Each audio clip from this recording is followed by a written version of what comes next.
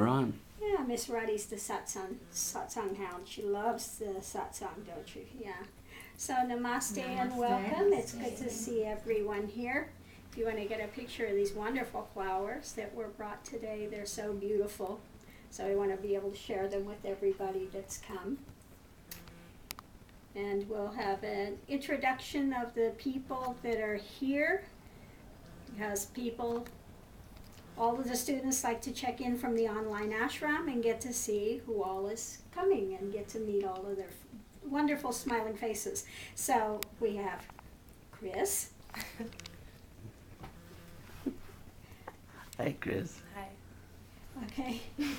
That's enough, And we have Premananda working the videos.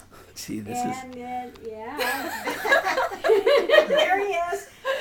He loves so much to be on camera. He says, no, I don't. And then, would you like to make your introduction as well? And just make sure you look in there to make sure you have her Oh, yeah. name. There we go. Hi, everyone. I'm Sherry. It's very Sherry. good to see you here. We've seen you online, and so it's nice to finally put a face with the voice. Hi, and I'm Larry. I Larry. came with Mabel. Oh, I don't know Mabel. Who's Mabel? Savarna.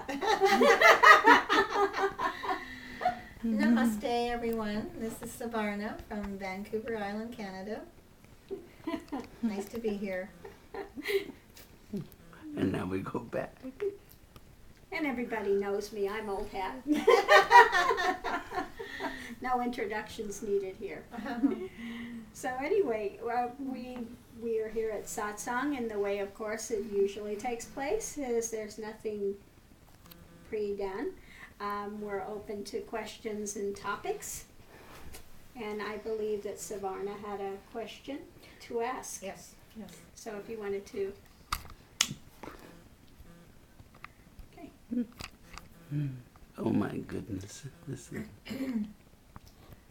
My question, Swami-G, is does one need to feel or experience phenomena in order to feel that you're making progress on the path? Mm-hmm. That was my question. Okay. And actually, this is a very good question, because it's a question that a lot of people have. They think the more phenomena I see, the more spiritually advanced I am. This is not necessarily the case, because the journey is through consciousness. The journey is not through phenomena. Okay? Our journey is through consciousness. What we want is shifts of consciousness. And this is why I don't give the third eye meditations, because third eye meditations only create more mind stuff, okay? And one can visit realm after realm after realm. The mind is very good at constructing things, okay? Whatever the mind can conceive of can be in place in the universe. But this is not a creationary type of a journey. It's not a shamanic type of a journey where you want to visit endless phenomena, because all of that is in the transient experience. We want to get to non-duality, not to remain locked in duality. Now, if you're locked in duality, then it's wonderful, you know. If that's what you're looking, then the ego can have all these experiences and look how wonderful this is. But we want to go beyond that in this path. So when we go beyond that, what is important are the shifts in consciousness that take place, not to be continually a creator, okay, a creator of more and more realms, okay? We don't need to continue to create realms, okay? We need to find out what is in place before the creation of all these realms. And when one enters that absolute, then there is a stabilization, a stabilizing point that's there, okay? It doesn't mean that one at that point won't have any more experience. The experience of life is experience, okay? And then one enters the play, what's called the play of God, the Leela. Then one enjoys what is here as it is. It's usually people that are doing so much realm and phenomena, they want escapism, okay? This is not a path of escapism. This is a path of being where you are at the moment and not having to escape from anything. So in this path, what we do is you're given the practices to allow the mind and mental things to still, so that there's a pure perception of awareness rather than one's identifications with past experiences, etc., which color what you're seeing, okay, which are in the reactionary mode, etc. So we want to take the scales off the eyes. We don't want to see through various different tinted glasses as per your past experiences. We want to come to a settled point so that we can view things as they are. So this is why this path is also so good, and why it's been borne out through Dharma, who is a therapist, in his work with people, that one doesn't need to create a bigger, better storyline. One needs to, in fact, get rid of the story and just feel what is there as it is and go to the most simplistic level. And then this causes major changes within the way that mind is perceiving the universe. How much time do we have on this?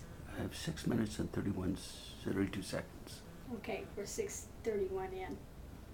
So we have a few more. Do we have any questions or comments on this? Well, everybody's so quiet today. So you're saying you just go to the source and stay there? What happens is in this path, yes, one goes to the source, the ground of being. Mm-hmm. The ego gets what is called nirvana, blown out. That's why that word nirvana, it means blown out. The conditioned mind is blown out. And so what takes place is when the conditioned mind is blown out, there's just stillness. There is no longer any thought processes running, okay? Mundane mind has a thought process always going, and one is trying to logically fit everything into a box. With this, there are no longer any boxes, okay? And the mind is still, okay? There's no running dialogue anymore going on. One accesses directly consciousness, not mind thought, not past perception. One is not bouncing off the past or projecting into the future. Okay, there is just still that moment of which is 1, 0, NE1, O0, point balance, okay? And this is the steadiness of what is at the deepest level of self. Self, I don't like to say that this is a path of finding the self, because most people see self as persona in the me story. This is not finding a bigger, better me story. Okay? This is going what was there before the me story was ever created. That which is unchanging. Okay? And so what happens when one gets to realization, everything is blown out, and then you see that all the storyline was the illusion. It was what caused the suffering. And what one truly is not this me story and identification that one is pulling in place. What one is that life force, the life of all life, and becomes the death of all death. Once that is experienced, then there is this peace that is always constantly there in the midst of whatever transient comes and goes. 9 minutes. So if you want to go ahead and turn that off and restart it.